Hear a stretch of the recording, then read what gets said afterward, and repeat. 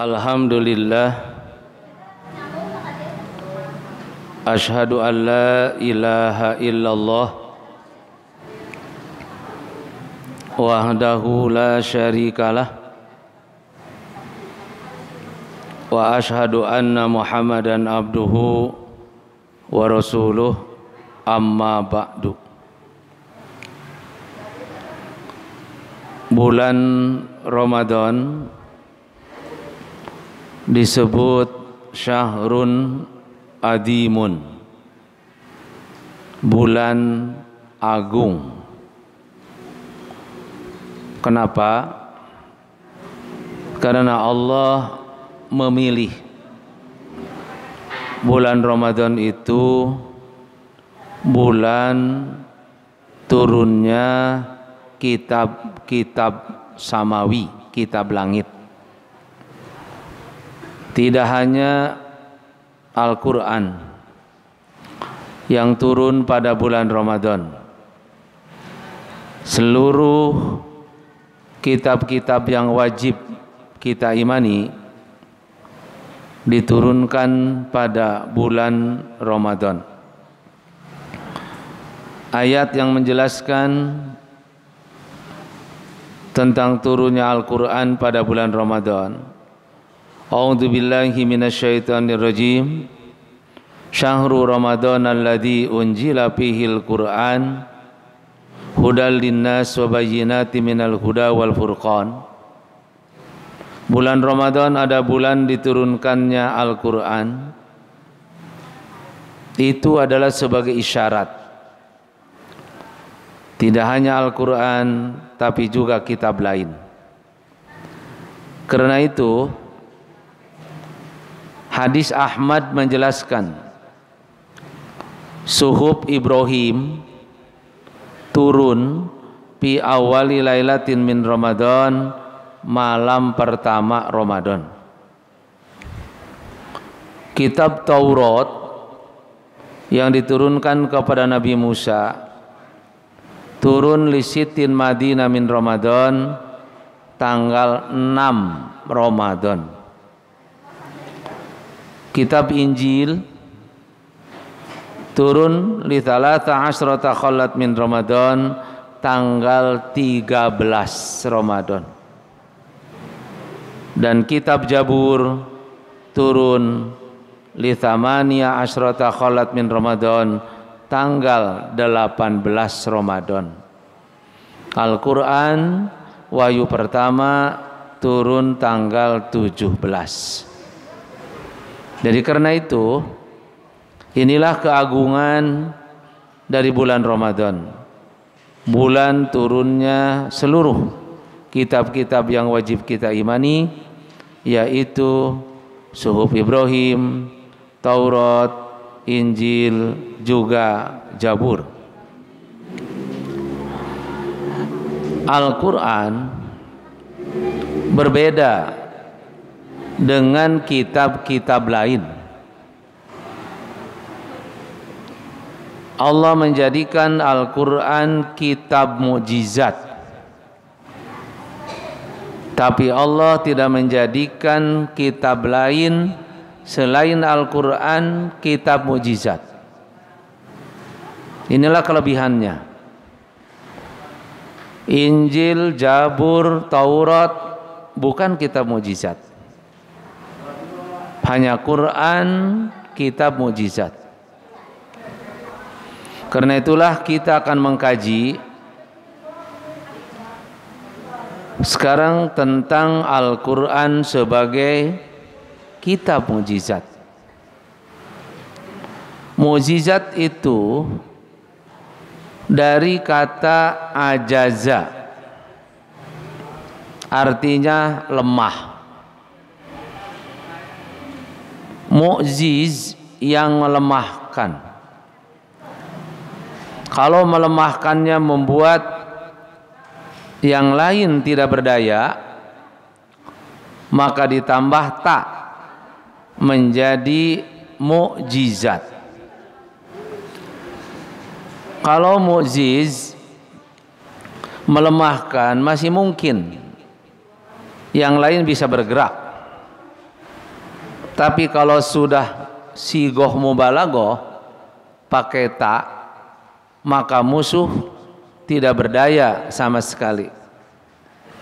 Inilah perbedaan antara mukjiz dengan mukjizat. Maka Quran itu bukan mukjiz. Quran itu adalah mukjizat. Nah, mukjizat dari kata ajaza yang artinya lemah. Karena itu nini bahasa Arabna ajuz. Lantaran nini itu lemah. Teu aya nini anu kuat. Mukjizat diberikan kepada Nabi tidak sama. Tergantung ilmu yang berkembang pada saat itu. Di zaman Nabi Musa, ilmu yang berkembang itu ilmu sihir. Maka Allah memberikan mukjizatnya, tongkat bisa jadi ular. Di zaman Nabi Isa, ilmu yang berkembang ilmu kedokteran. Orang sangat mengandrungi ilmu kedokteran. Maka mukjizatnya supaya orang lain iman, yaitu dapat menghidupkan orang mati. Tidak ada rumusnya dalam ilmu kedokteran orang yang sudah mati hidup lagi. Tapi dengan mukjizat dari Nabi Isa alaihissalam, maka orang yang sudah mati dapat hidup lagi supaya orang iman. Di zaman Nabi Muhammad, ilmu yang berkembang itu bukan ilmu sihir. Bukan pula di zaman Nabi Muhammad ilmu yang berkembang adalah ilmu kedokteran. Karena orang Arab, mereka sebenarnya tidak tahu tentang ilmu kedokteran. Mereka mengenal istilah tabib. Yang berkembang di orang Arab bahasa. Karena itu, kenapa orang Arab disebut Arab? Karena orang Arab itu fasih fil kalam, fasih di dalam berbicara. Maka karena yang berkembang di Arab itu adalah ilmu bahasa, agar mereka iman, mukjizat yang diberikan Allah kepada Muhammad adalah bahasa. Mana bahasanya? Bahasanya ada pada Quran yang suka kita baca. Nah, karena itu, karena mukjizat Nabi Musa tongkat jadi ular, kemudian kitab Nabi Musa adalah Taurat, antara kitab dengan mukjizatnya itu terpisah. Begitu Nabi Musa wafat, lenyaplah mukjizat itu. Kitab Nabi Isa, Injil, mukjizatnya dapat menghidupkan orang mati. Antara mukjizat dengan kitab terpisah. Begitu Nabi Isa wafat, lenyaplah mukjizat itu. Nabi Muhammad kitabnya Quran, ya? Mukjizatnya bahasa. Lalu bahasa itu ada pada Quran. Muhammad wafat, maka mukjizatnya tidak lenyap, ada pada Quran itu. Karena itu jika kita membaca Quran, maka kita membaca kitab mukjizat. Makanya orang Arab menyebutkan ja'a nabiyyun bil ayat pansoromat. Nabi-nabi datang dengan membawa mukjizat, pansoromat, lenyaplah mukjizat itu. Wajitana bi kitabin ghairi munsoromin, sedangkan engkau Muhammad datang dengan membawa mukjizat yang tidak pernah akan sirna. Jadi inilah kelebihan Quran. Kitab yang lain tidak dijadikan mukjizat, kitab Al-Quran kitab mukjizat. Mukjizat nabi-nabi yang lain adalah sirna, sementara mukjizat bagi Nabi Muhammad, karena pada Quran Muhammad wafat, mukjizatnya masih tetap berjalan. Mukjizat Quran itu ada 3 kemukjizatan dalam Quran. Pertama, bahasa. Kedua, berita gaib. Yang ketiga, isyarat-isyarat ilmu pengetahuan. Jadi 3 pada Quran itu. Bahasa,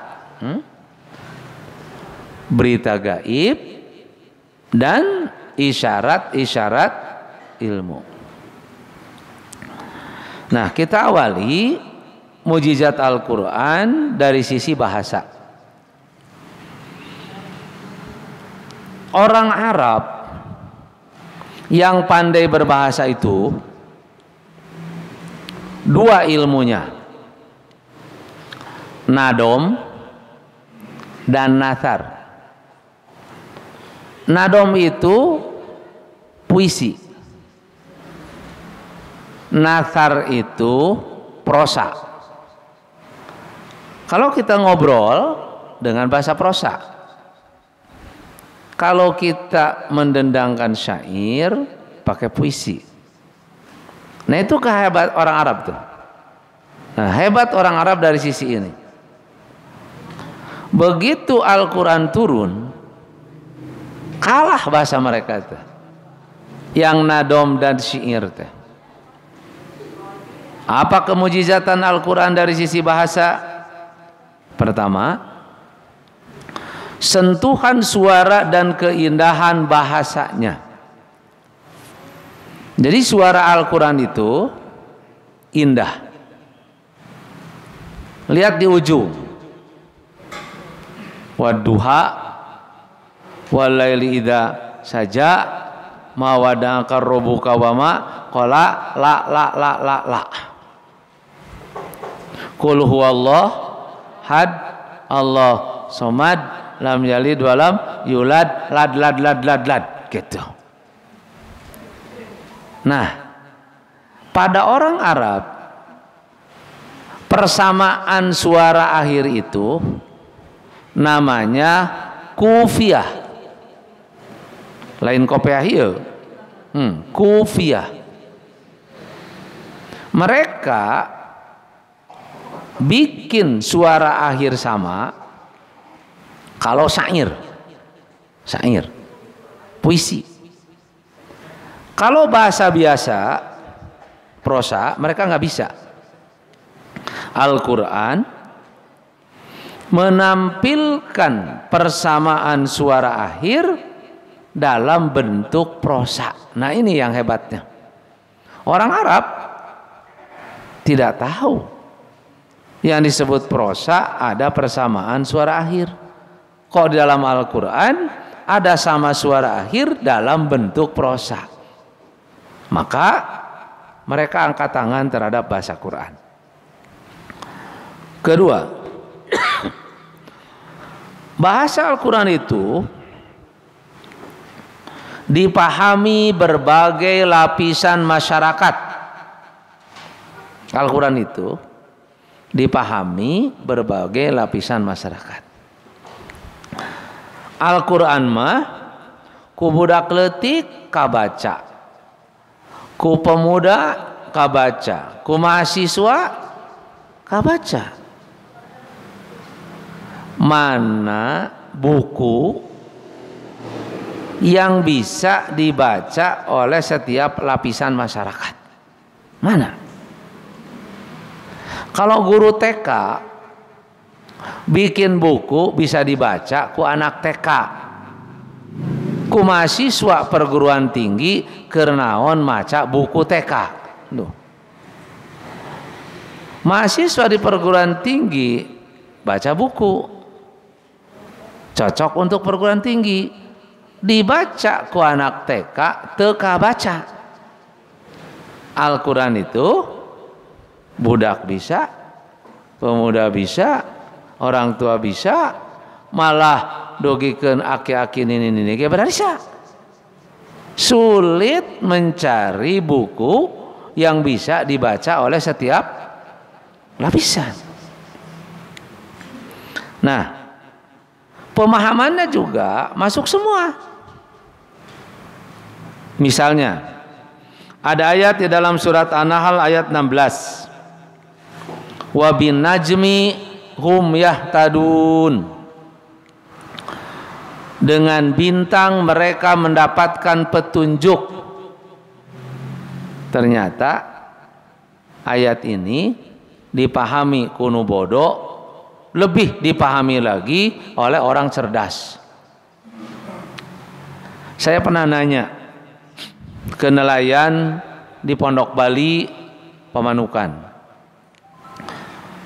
jam sabaraha mang kalaut. Si mang ngajawab, tong nanya jam ka mang mah teu nyaho angka. Dia nggak tahu. Kalau gitu kumaha cara rek ka laut jeung balikna ka laut? Teu sulit. Keur nelayan mah ningali we bentang. Duh. Jadi pergi lihat bintang, pulang pun lihat bintang, padahal teu nyaho angka. Tuh ku bintang. Kemudian ahli astronomi dengan ilmu astronominya, lewat bintang mereka lebih tahu tentang dalamnya bintang. Nu bodo kasentuh, anu pandai lebih pandai. Inilah hebatnya Quran. Berikutnya, bahasa Al-Quran memperbadukan antara akal dan rasa. Bahasa teh gini, aya bahasa akal, aya bahasa rasa. Kalau bahasa akal mah mikir. Lamun urang belajar matematik, terus dinya aya tulisan ku bahasa Latin, eta bahasa akal. Ayat terus bahasa hati. Nah, lamun urang rek nginjem duit make bahasa naon tah? Akal hati. Hate. Kuring candahar teu boga duit, eueuh nu mere. Nah, itu bahasa hati. Nah, Al-Qur'an itu bahasanya tidak akal terus, sababun akal terus lieur. Tidak hati terus, lamun hati terus kadituna bisa diheun. Al-Quran mempadukan antara dua bahasa, antara akal dan hati. Lihat surat Nur ayat 45. Wallahu khalaqa kulla dabatin min ma'.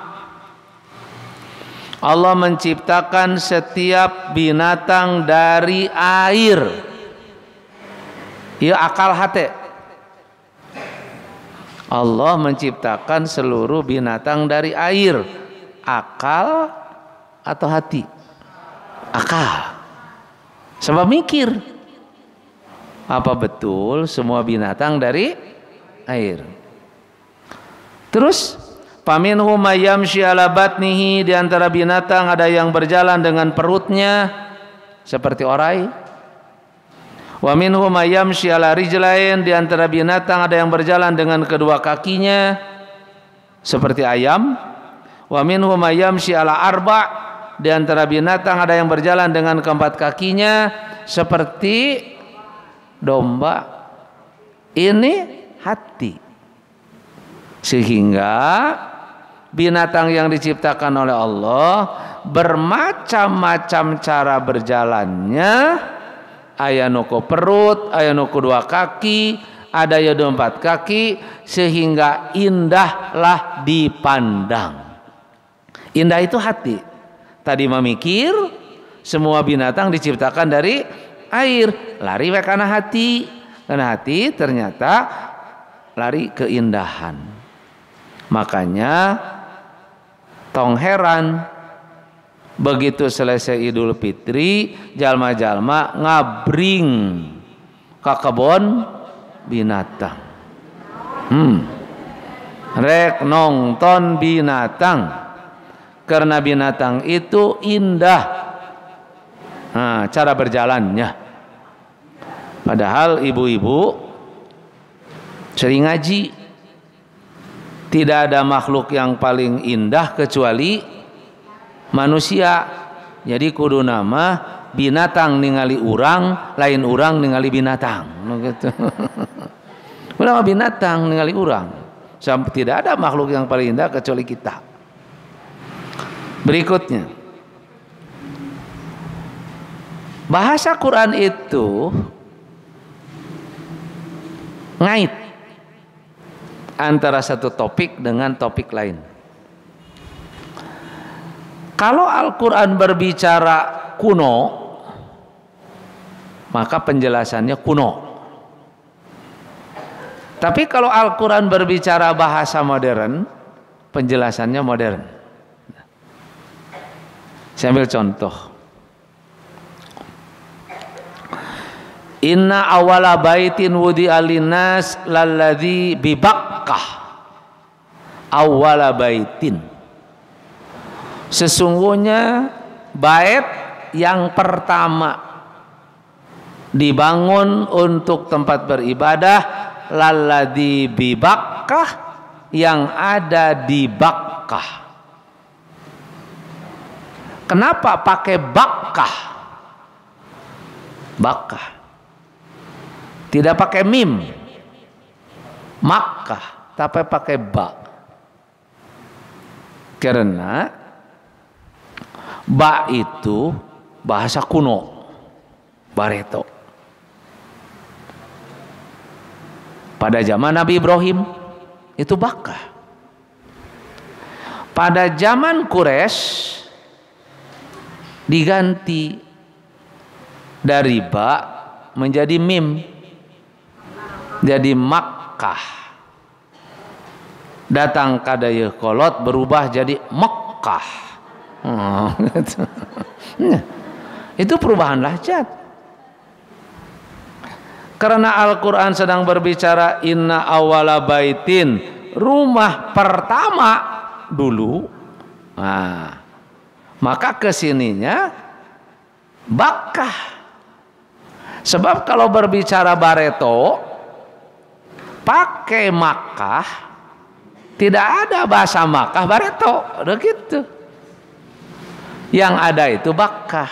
Makanya ketika Allah menjelaskan rumah pertama dulu yang diciptakan untuk tempat beribadah lalladzi bi Bakkah, pakai kata Bakkah, cocok antara dulu dengan bahasanya Bakkah. Saya kutip dalam surat Al-Hajj ayat 36. Wal budna, dan binatang kurban ja'alna halakum min syairillah, kami ciptakan buat kalian di antara syiar Allah. Lakum fiha khairun, pada binatang kurban itu ada kebaikan. Fadkuru ismallah alaiha, sebutlah nama Allah ketika menyembelihnya. Shawaf, Binatang itu disembelih dalam keadaan tegak berdiri. Binatang kurban kami jadikan di antara syiar-syiar Allah. Pada binatang kurban terdapat kebaikan. Sebutlah nama Allah ketika kamu menyembelihnya, dan binatang itu shawaf, tegak berdiri. Kita menyembelih sapi dikumahakeun, digolerkeun, diberdirikan, goler. Mencit domba, goler. Kenapa maka digolerkeun padahal cek Quran kudu ditangtungkeun? Nah, berarti menyalahi Quran. Jadi kita kudu nuturkeun Allah, cek Allah berdirikan. Jadi bukan digolerkeun menyembelih sapi jeung domba teh, tapi kudu ditangtungkeun. Ada Quran. Makanya di Kang Haji Alpi, saya dulu lama di Kang Haji Alpi, ketika kuliah di IKIP dulu tahun 79, Ustadz Bukhari menyembelih kambing itu diberdirikan. Kaki yang kanan kena pada lantai, kaki yang depan diangkat ke atas, lalu diikat, terus dipencit bari nangtung. Saya tanya, kenapa Ustadz Bukhari disembelih sambil berdiri? Ayatna iya, cek Quran. Saya tanya lagi, kumaha lamun mencitna sapi? Jawaban Ustadz Bukhari, mencitna tong sapi katanya. Ya kenapa? Karena kalau sapi kan susah berdirinya. Nah, bagaimana kita memahami ini? Dalam Al-Quran mesti berdiri. Ternyata kata budna itu bahasa kuno,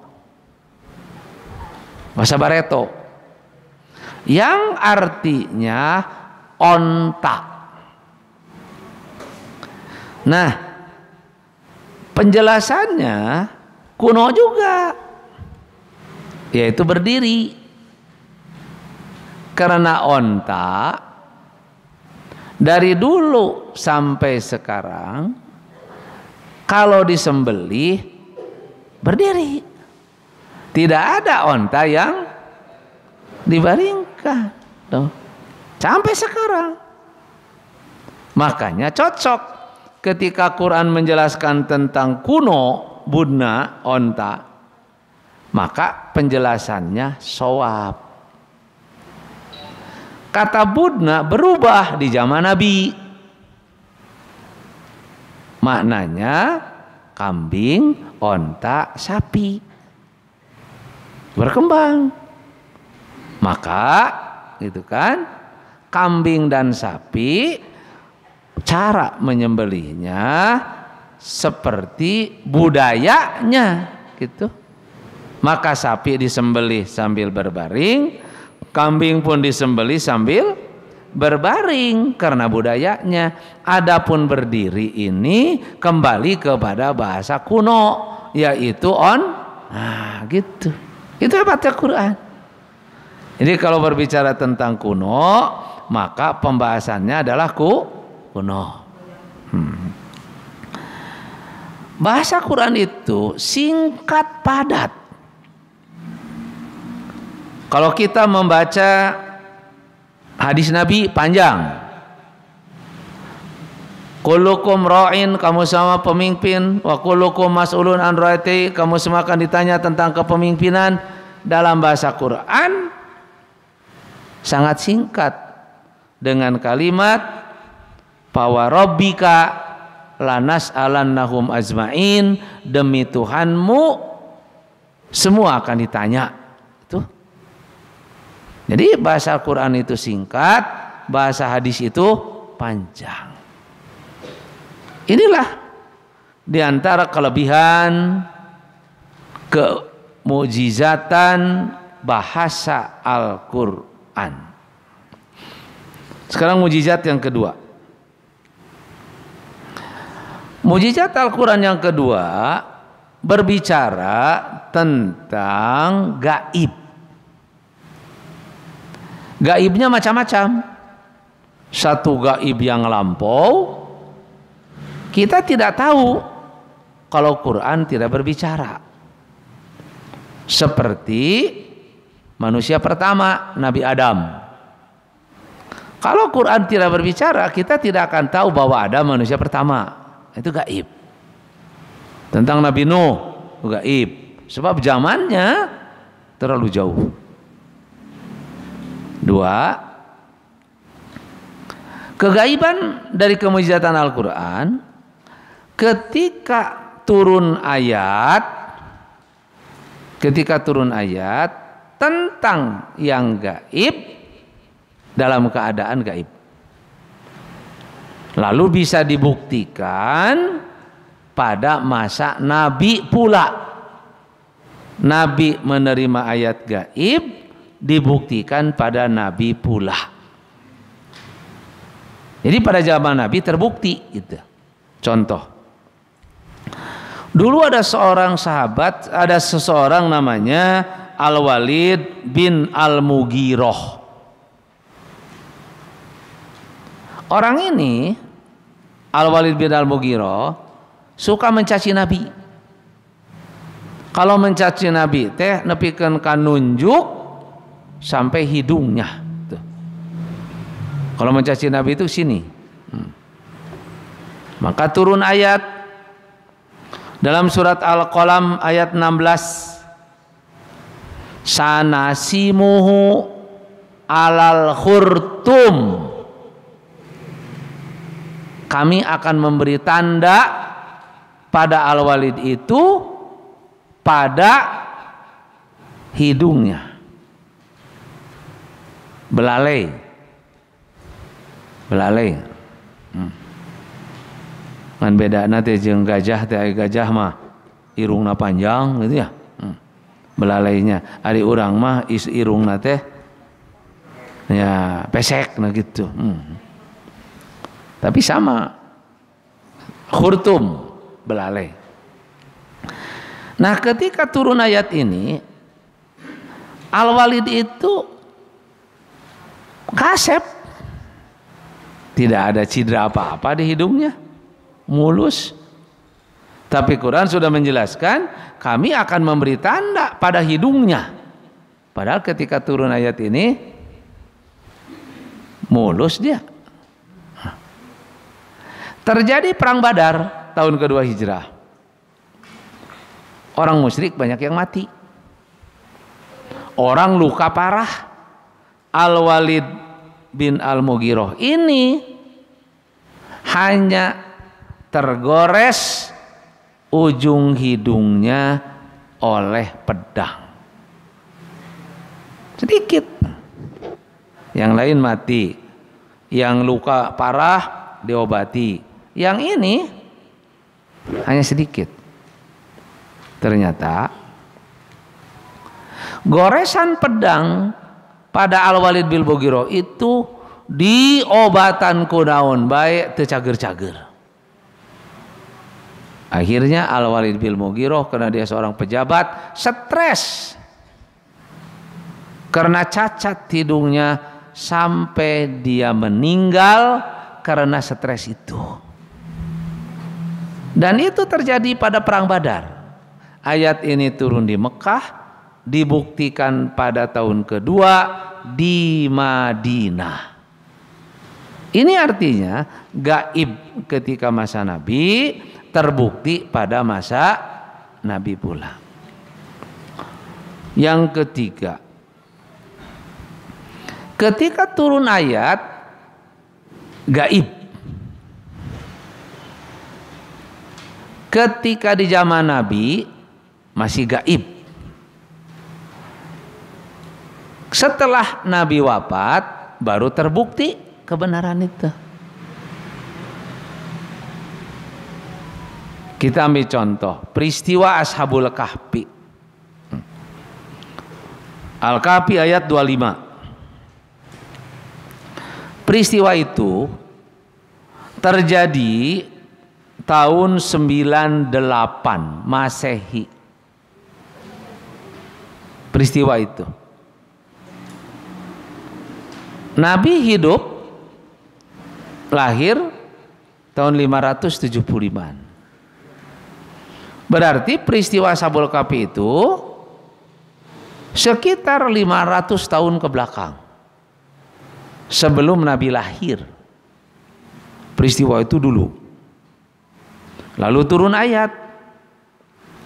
Walabithu fi kahfihim 300 sinin wazdadu tis'an. Ashabul Kahfi tinggal di dalam gua 300 tahun. Dan mereka menambahnya 9 tahun bagi orang Arab yang menghitungnya dengan perputaran bulan. Nah, dari mana Nabi tahu bahwa Ashabul Kahfi tinggal di dalam gua 300 tahun? Dari mana? Nabinya sendiri belum lahir. Peristiwa itu tahun 98 Masehi. Tapi Nabi sudah menjelaskan lamanya 300. Terbukti tidak ketika di zaman Nabi? Belum terbukti. Hanya ada saja dalilnya gitu. Baru terbukti itu tahun 1963.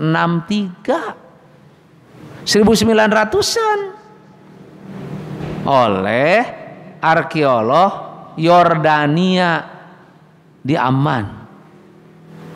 Ternyata Ashabul Kahfi itu tinggal di dalam gua 300 tahun, pas seperti Quran. Di zaman Nabi tidak terbukti, tapi sudah dibicarakan.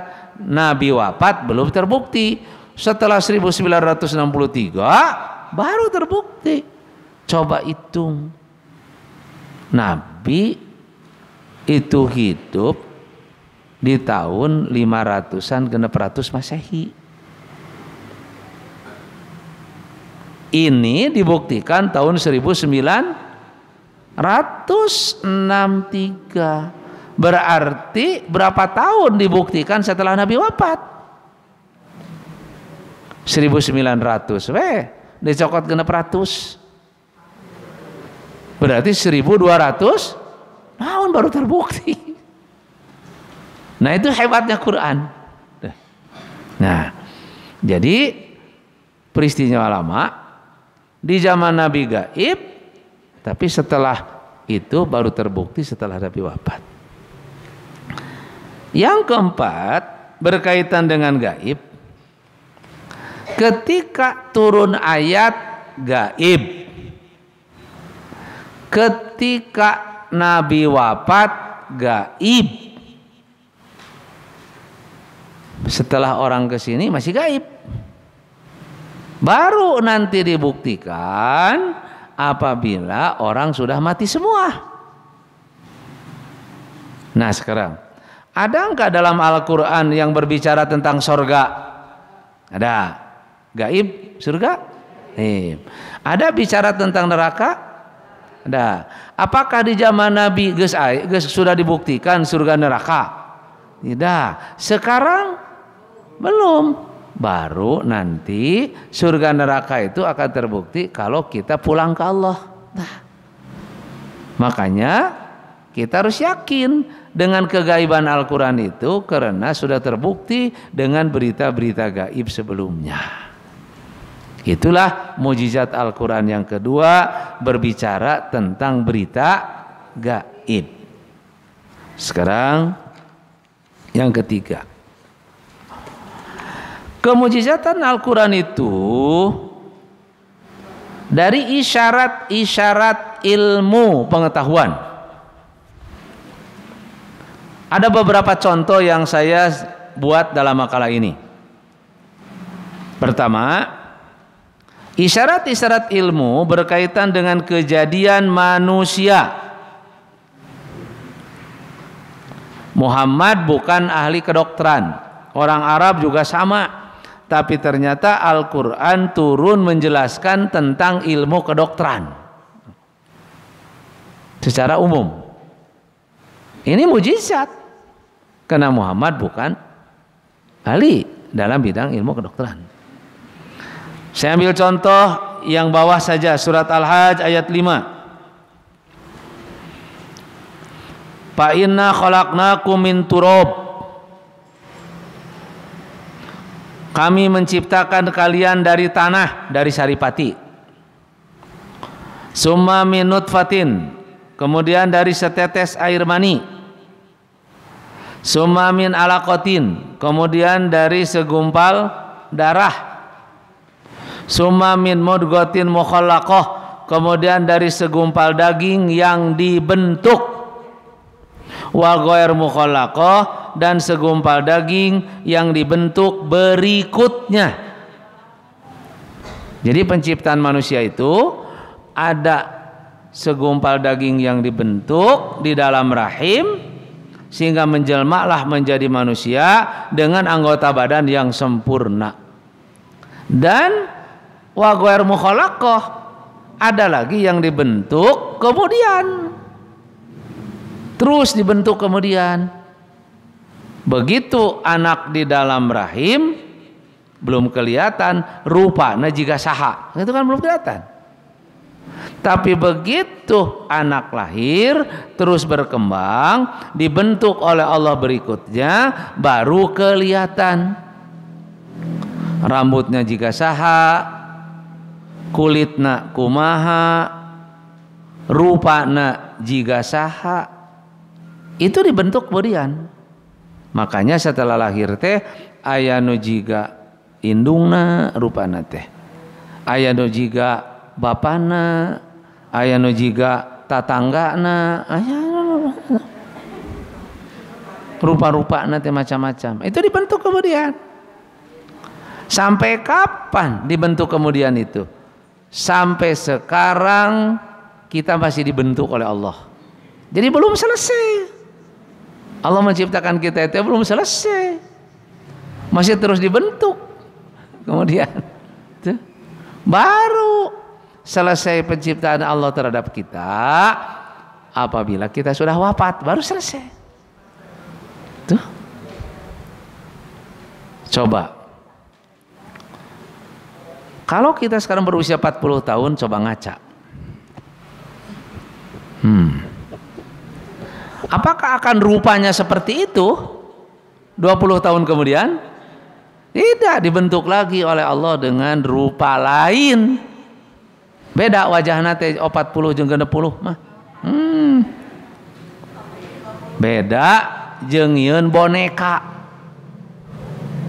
Lamun urang nyieun boneka budak leutik, nepikeun ka kiamat ya tetep budak leutik boneka mah. Tapi manusia berkembang. Karena itu perkembangannya dijelaskan oleh Allah dalam ayat berikutnya. Wa nuqiru fil arhami ma nasya ila ajali musamma.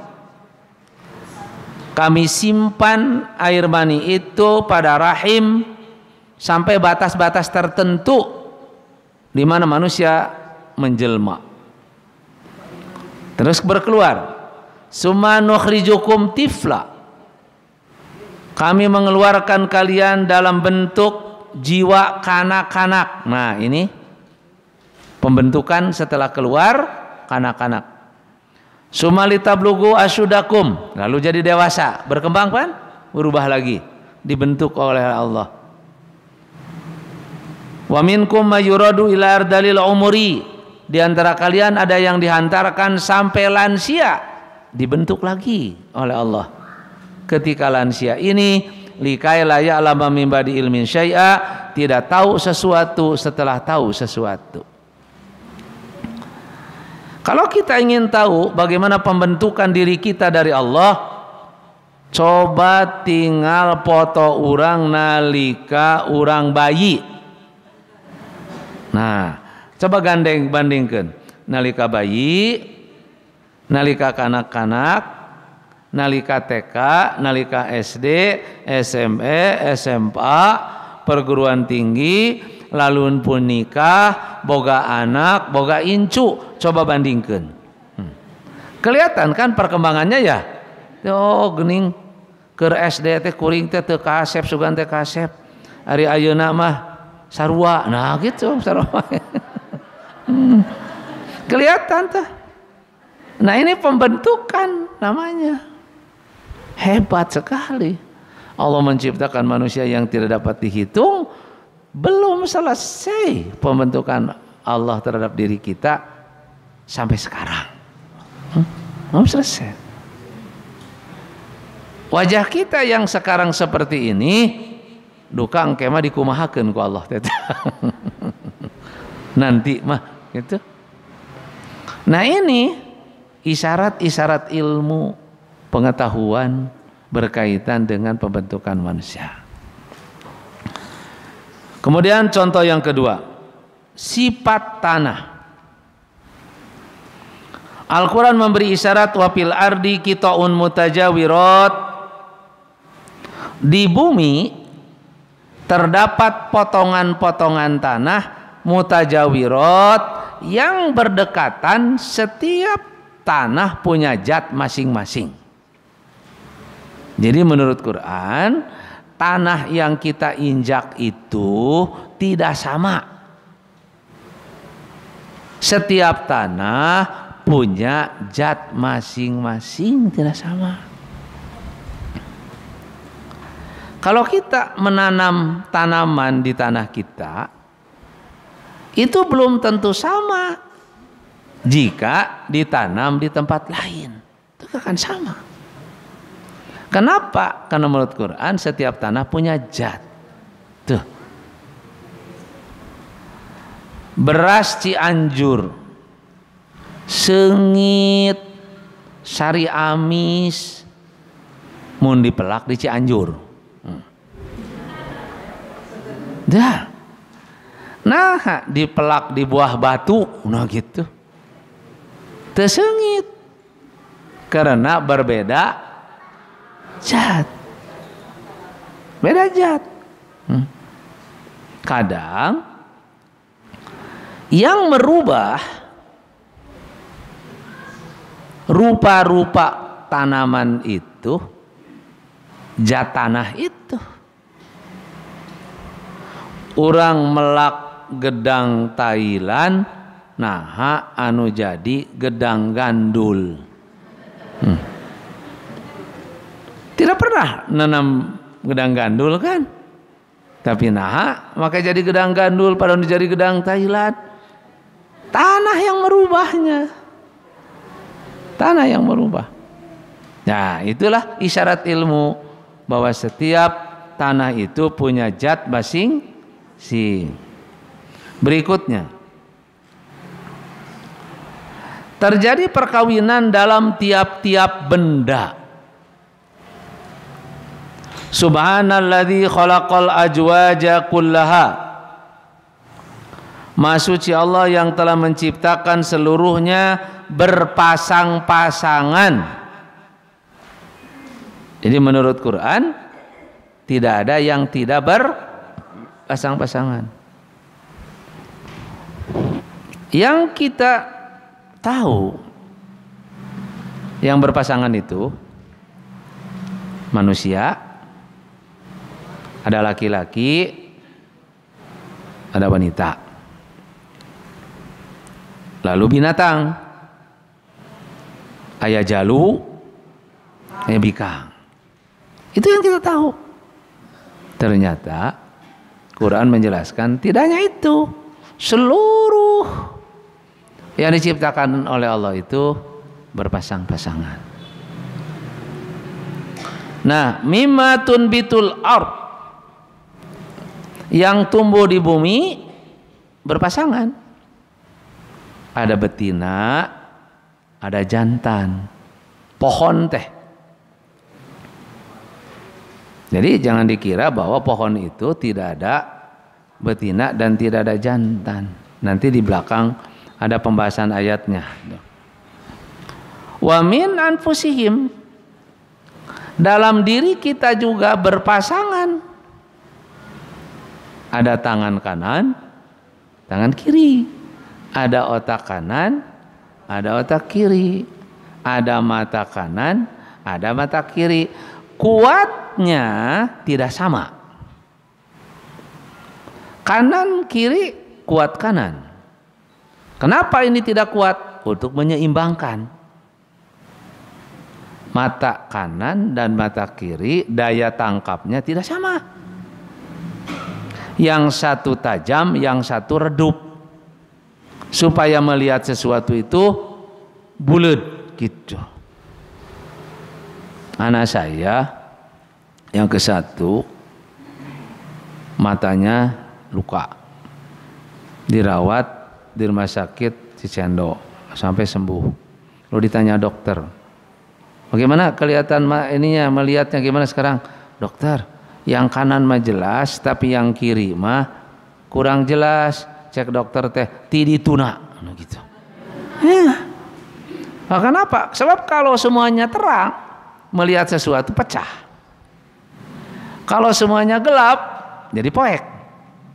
Tapi yang satu terang, yang satu redup, pas. Itu min anfusihim, pada diri kita, wa mimma la ya'lamun. Yang kita tidak tahu pun juga berpasangan.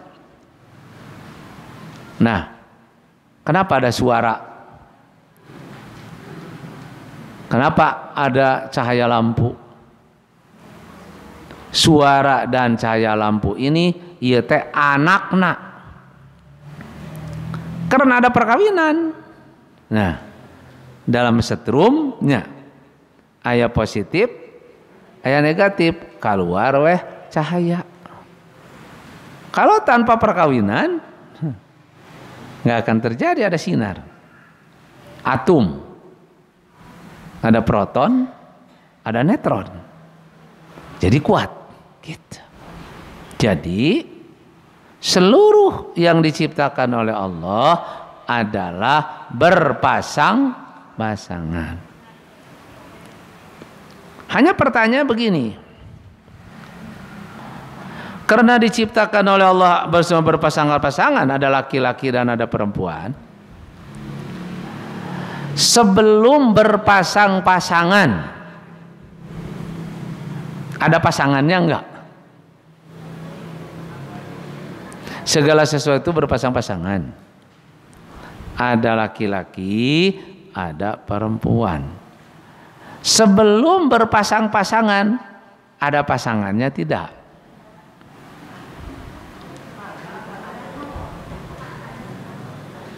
Kan semua berpasangan.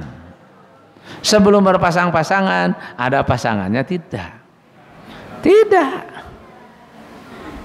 Semuanya asalnya satu. Satu, semua satu asalnya.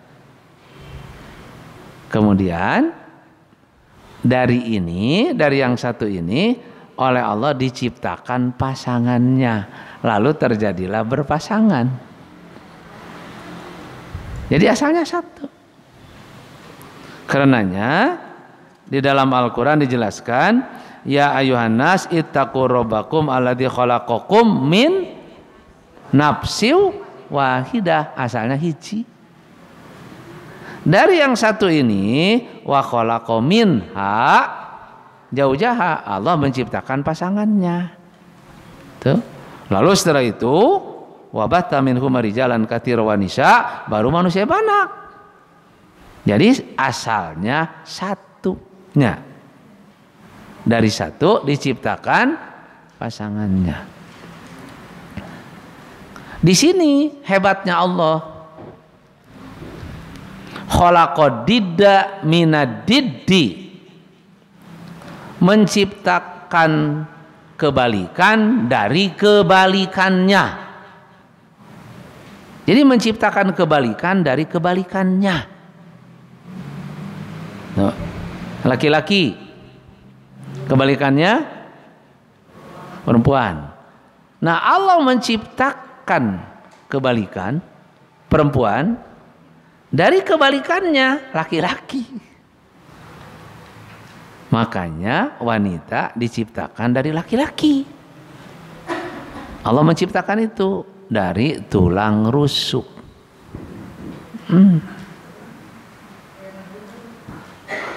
Dingin sebaliknya apa? Panas. Kebalikan kan? Berarti mana heula ya? Apakah dingin diciptakan dari panas atau panas dari dingin? Panas dari dingin atau dingin dari panas? Kan? Panas dari dingin. Tuh. Ya. Jadi dingin dulu. Dari dingin baru panas. Apa buktinya? Di atas itu air hujan yang membeku menjadi es pada awan. Dingin kan? Lalu karena dingin itu lahirlah panas. Petir itu kan panas, sehingga pecahlah es itu. Maka panas diciptakan dari dingin. Makanya jangan berdebat terus, endog heula hayam heula. Sebab dua-dua ge betul. Hayam tina endog. Ari endog tina hayam. Yang belum ada pertanyaan itu, jago heula bikang heula. Dik, mana tah? Jago dulu, bikang dulu. Jago diciptakan dari bikang atau bikang diciptakan dari jago? Bikang dari jago, sama seperti perempuan diciptakan dari laki-laki. Nah, itu hebat Allah. Selanjutnya, perkawinan lewat angin. Nah, ini ilmu nih. Perkawinan lewat angin. Hai bapak-bapak, kawin lewat naon? Lewat lebe. Sebab lamun lewat angin ke asup angin itu. Wa arsalna riyah lawaqiha. Kami mengutus angin lawaqiha untuk mengawinkan tumbuh-tumbuhan.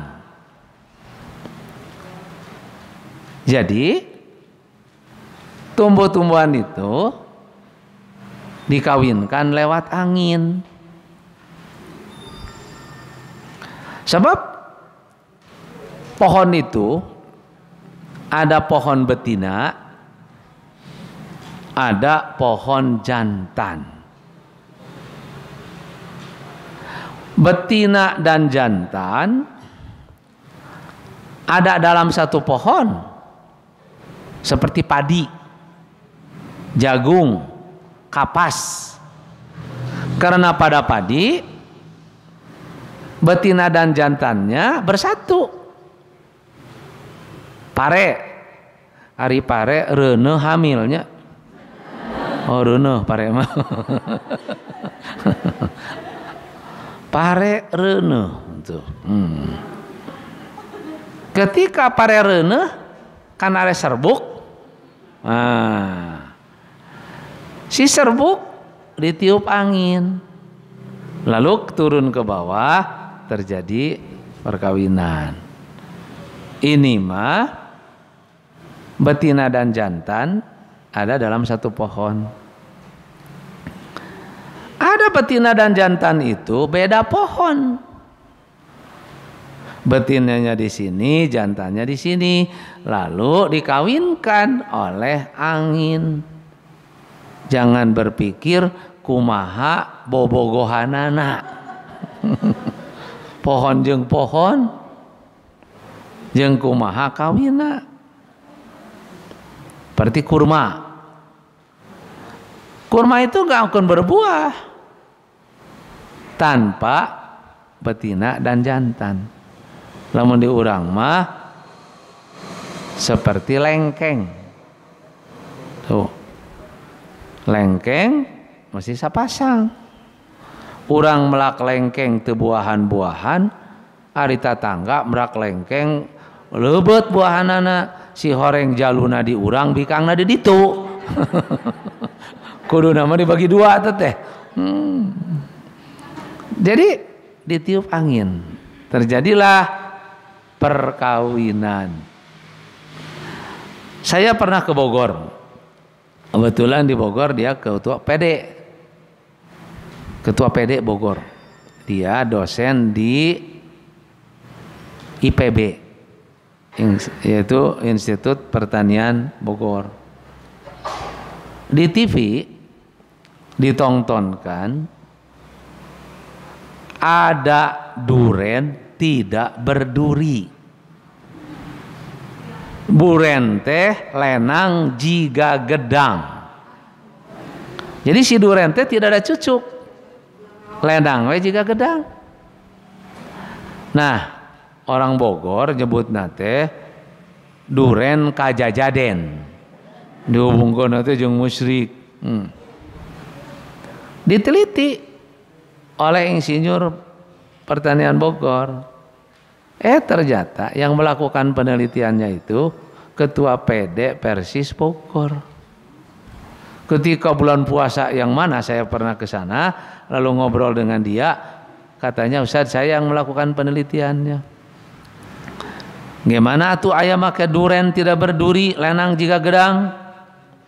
Maka hasil penelitiannya itu ketika duren sedang berbunga kerkembangan, di handapun tangkal duren aya tangkal gedang kerkembangan.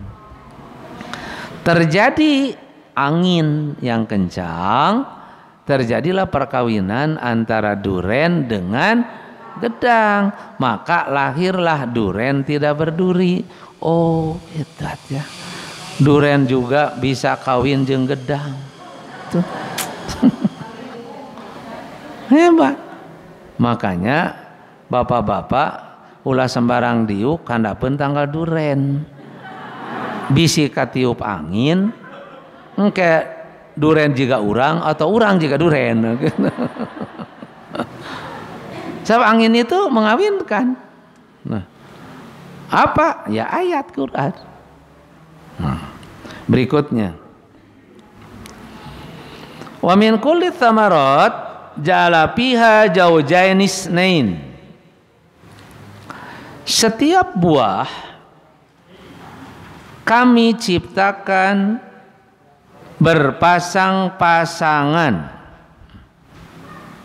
Artinya tidak ada buah yang kita makan kecuali hasil kawin antara betina dengan jantan. Urang kan teu pernah ngemut nalika ngadahar terong. Nalika buka ingat teh kana lotekna we gitu kan nya. Teh ingat kan terong, padahal terong itu yang kita makan itu hasil perkawinan antara betina dan jantan. Semua yang kita makan itu hasil perkawinan. Nah, sekarang sifat binatang. Nah, Al-Quran menjelaskan lakum fiha dif'un. Ada binatang yang menghasilkan bulu. Apa ini? Wol. Wa manafi'u. Ada binatang yang diambil tenaganya. Seperti apa? Kuda. Wa minha ta'kulun. Ada binatang yang dimakan dagingnya. Ayam. Luma. Ini macam-macam. Aya nu dimanfaatkeun buluna, tanagana, oge dagingna. Wa inna lakum fil an'ami ra'ibrah. Sesungguhnya bagi kalian pada binatang terdapat pelajaran yang sangat berharga. Binatang masih binatang. Nuskikum mimma fi butunihi. Kami memberi minum kepada kalian apa yang ada pada perutnya. Kami memberi minum pada kalian dari binatang itu apa yang ada pada perutnya. Apa tuh? Susu. Min baini parsin wadamin, yang mengalir antara tai dan darah. Yang kita minum susu. Susu itu mengalir antara tai dan darah. Lamun ingat karena tai na. Orang nggak akan mau minum susu gitu. Khalisan saigon lisyaribin, bersih, enak bagi yang meminum. Kok antara tai dan darah? Karena binatang itu misalnya makan rumput. Nah, rumput yang dimakan oleh binatang bagi dua. Pertama asoroh saripati, kedua padlah hampas. Saripati ini berubah jadi darah. Nah, hampas ini berubah jadi kotoran. Tuh. Jadi karena itu antara kotoran dan darah saripati.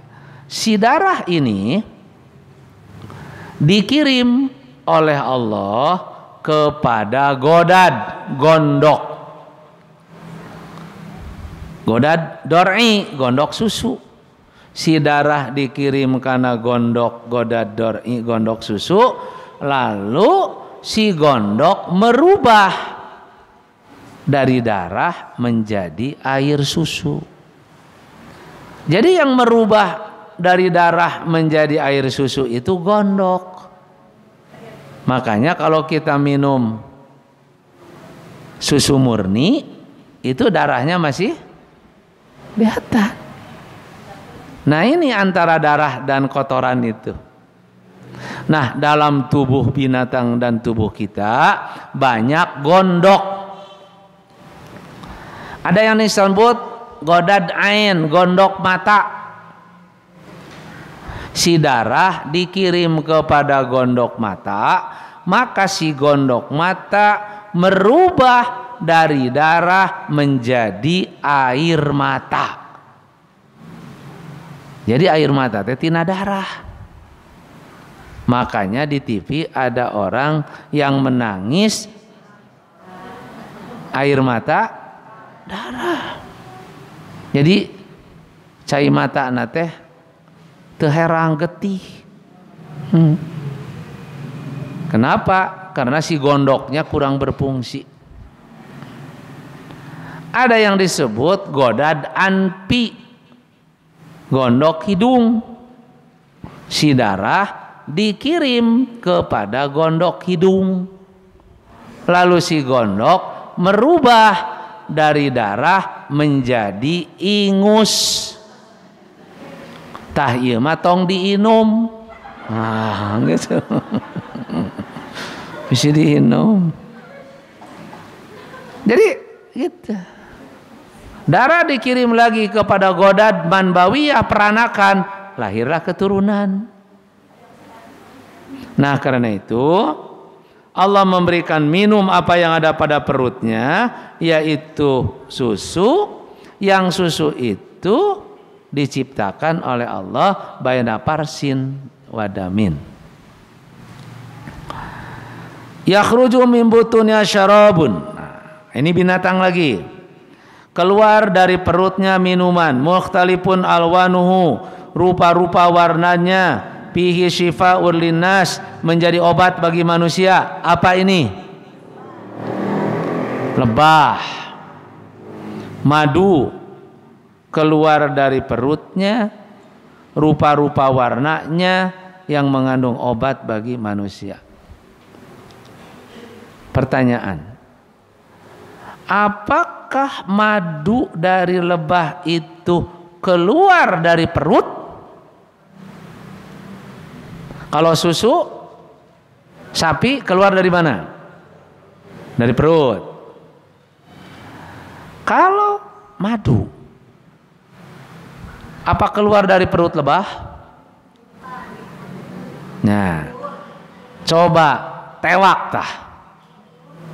Nah, kalau kurang ditewak, ternyata dalam perut lebah itu tidak ada sesuatu yang dapat mengeluarkan madu. Maka madu itu keluar karik berupa acai.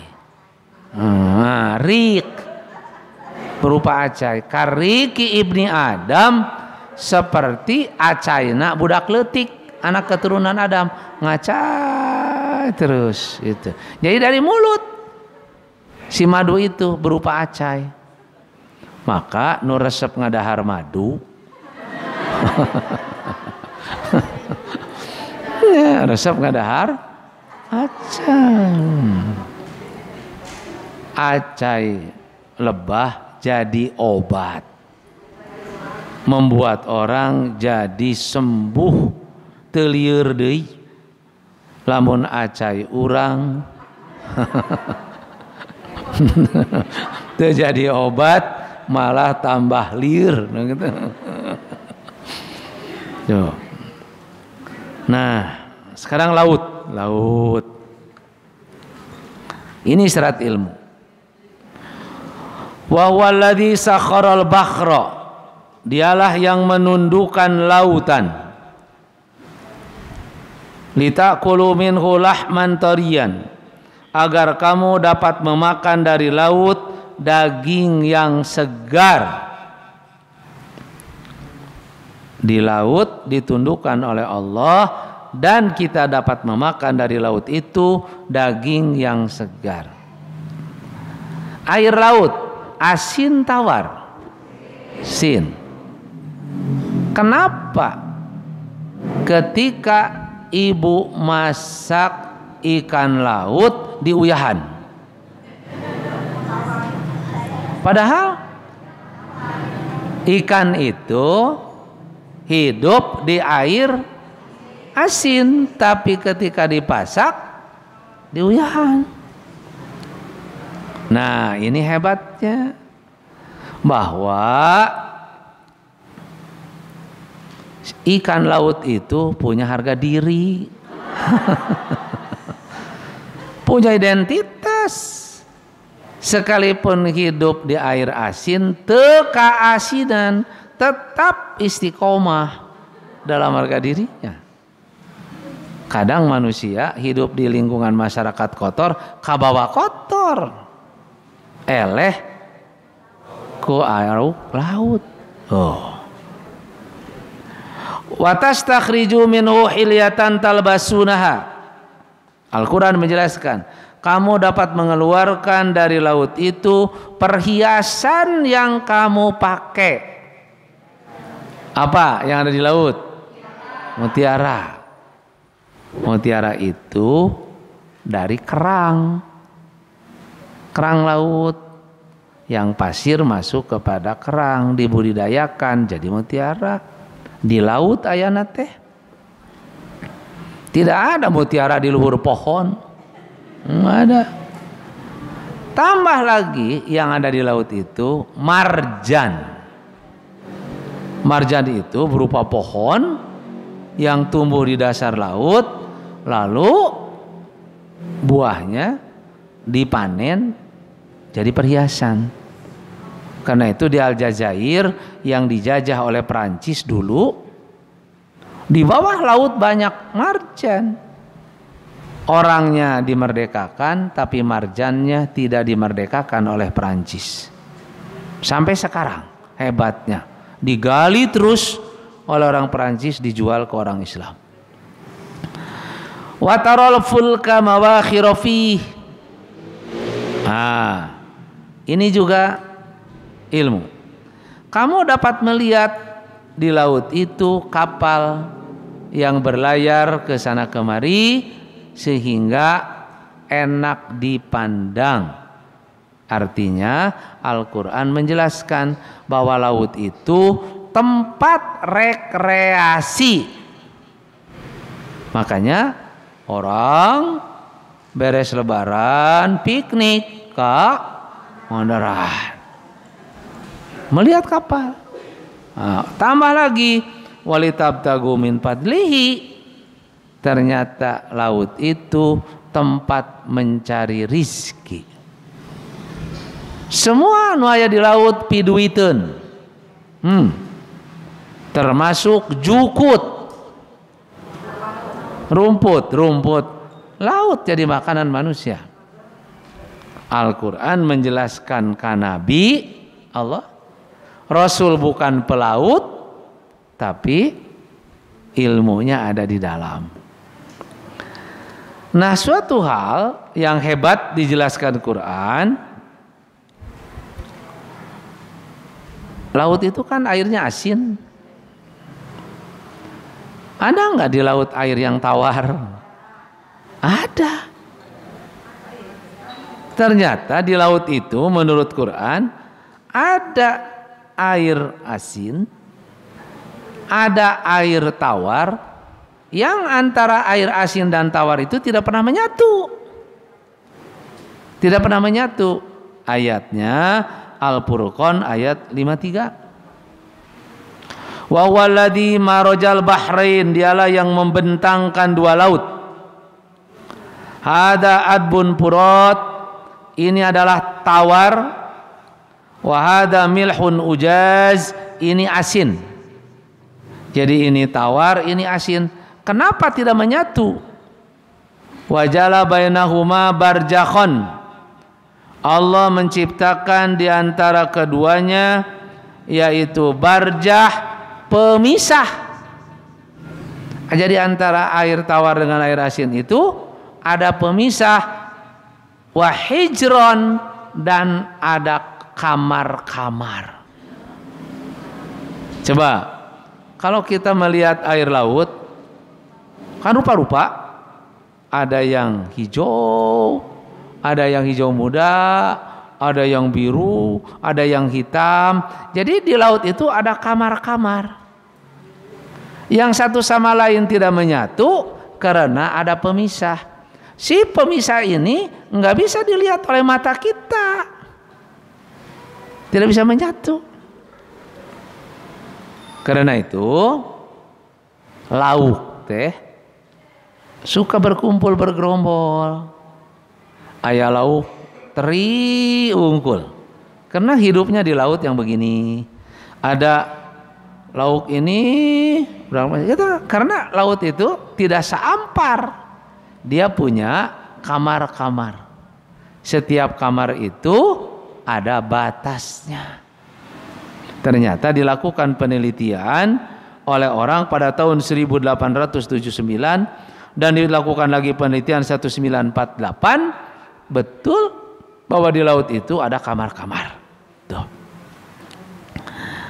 Kemudian yang terakhir, kaitan dengan isyarat ilmu. Turunnya hujan. Nah, Rasulullah bukan ahli di bidang geologi. Alam taro anna Allah yuji sahaban. Bagaimana hujan itu terjadi? Tidakkah kamu melihat Allah yang menggiring awan? Jadi ayat awal mulanya hujan itu terjadi. Allah menggiring awan. Digiring oleh apa awan teh? Angin. Berarti angin itu tenaganya besar. Betul. Apa buktinya? Awan digiring. Kalau akan turun hujan, di pinggir laut suka ada kelihatan yang hitam tuh ke atas. Oh, hitam. Itu angin sedang nyedot cai laut. Air yang ada di laut itu disedot ku angin kaluhur. tong digambarkeun sabaraha lente paralona jeung ukuran sabaraha. Tuh. Jadi tenaga angin itu besar ke atas. Satu, si air laut ini disimpan di atas di awan. Saya pernah menjelaskan tentang ini. Pas ada seorang yaitu mendekat saya, lalu Ustadz, saya pilot senior Garuda, saya sudah pensiun. Saya lebih yakin bahwa ternyata angin itu tenaganya sangat besar. Saya menerbangkan kapal yang kecil sampai yang besar. Tanpa angin, kapal yang besar itu nggak bisa terbang. Jadi hiberna kapal teh kok angin dengan baling-baling nojer angin lalu terbang. Aneh kata di atas katanya hampa udara tanpa angin, maka si kapal itu ke bawah. Berat. Ini yang bahaya. Bayangkan kapal Boeing itu hiber angin. Besar kan tenaga angin? Bapak-bapak juga kadia kan numpak angin. Ya. Ante numpak motor apa di anginan jero motor teh tuh padahal anginnya sedikit kan.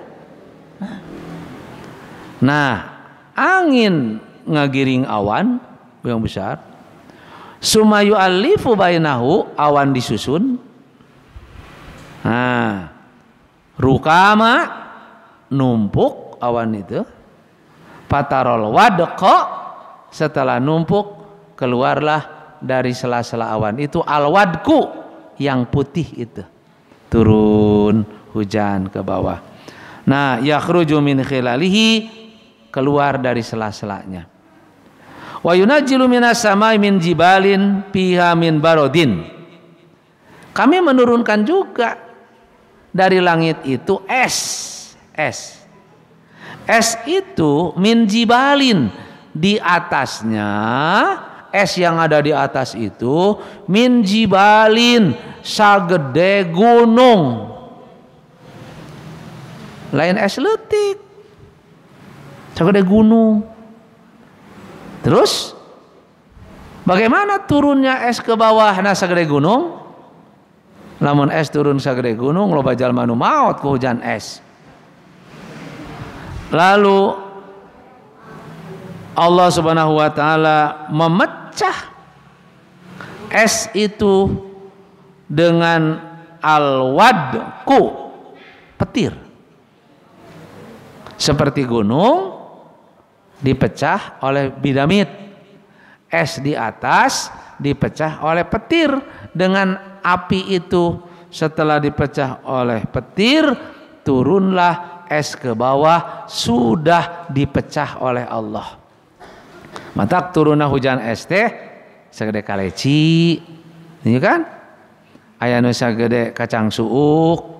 Allah mun nyareri kana mastaka hujan es, untung sakitu ge dipecahan. Nah, kumaha lamun sagede gunung seperti awana seperti Quran? Maka payusibu bima yasha wa yasrifu amma yasha. Allah memalingkan dan Allah mengenakan kepada apa yang dikehendaki oleh Allah. Nah inilah isyarat-isyarat ilmu berkaitan dengan Quran. Karena itu jika manusia berkumpul bersepakat mau membikin seperti Quran, tidak akan dapat tertandingi. Di dalam surat Al-Isra ayat 88, kul la in istamal insu wal jinnu, jika manusia berkumpul dan jin pun juga berkumpul, ala ayatu bimisli hadar Quran, untuk mendatangkan seperti Quran, layatu nabi mislihi, tidak bisa mendandingi Quran. Walau kana ba'dum li ba'din dohiro, sekalipun satu sama lain saling bantu membantu. Karena Quran itu kalam Allah dan mukjizat. Aya baheula ngaranna teh Musailamah al-Kadzab al-Yamani, orang Yaman. Manehna mau menandingi Quran, lalu membikin surat fil seperti Al-Qari'ah, Mal-Qari'ah, wa ma adraka mal Qari'ah. Dia bikin al-fil gajah. Mal-fil apa gajah itu? Wa ma adraka mal fil, tahukah kamu gajah itu? Lahu danbun wabil, gajah itu punya ekor yang mantap, wa khurtumu tawil, dan belalai yang panjang. Nah, itu katanya menandingi Quran. Tapi ternyata setelah disampaikan kepada orang tidak asing, sebab orang geus tahu tentang gajah. Nah gitu. Ya, belalai panjang sudah tahu, ekor mantap sudah tahu. Maka Musailamah al-Kadzab tidak bisa menandingi Al-Quran. Bersyukurlah kita berada pada bulan Ramadan. Bacalah Quran terus, karena itu kitab mukjizat. Kemukjizatan Al-Quran dari sisi bahasa, berita gaib, dan isyarat-isyarat ilmu ini tidak ada pada kitab-kitab yang lain. Aku qauli hadza wa astaghfirullah li wa lakum. Wassalamualaikum warahmatullahi wabarakatuh.